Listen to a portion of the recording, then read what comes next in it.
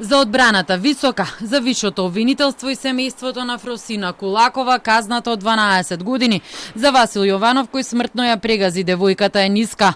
Во апелациониот суд денеска се одржа јавна седница за жалбите за висината на казната на Јованов, кој го управувал автомобилот без возачка дозвола, а при тоа ја прегази Кулакова на црвено светло на пешачки под дејство на алкохол и со брзина од 91 км на час. Обвинителката Фатиме Фетај праша уште колку деца треба да бидат погребани за да се смени судската пракса. Казната затвор не е само бројка, тоа е став, тоа одразува какви вредности всушност ние штитиме. Ако животот на Фросина не вреди повеќе од 12 години затвор, тогаш каква порака им испраќаме на евентуалните други жртви.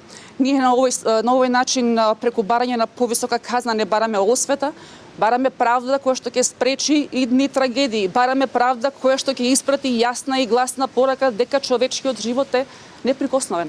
Семејството на Кулакова порача дека борбата не е само нивна, туку на сите оние кои сакаат да живеат во држава каде човечкиот живот има вредност, а сега има и отежителни околности за Јованов. Првата отежнителна околност, нова отежнителна околност е дека Васо е веќе осуден наркодилер.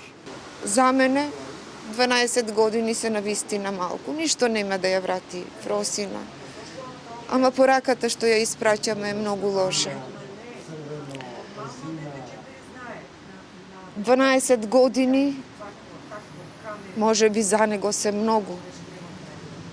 Ама за еден живот тоа се ништо, бидејќи животот не може да се мери со бројки.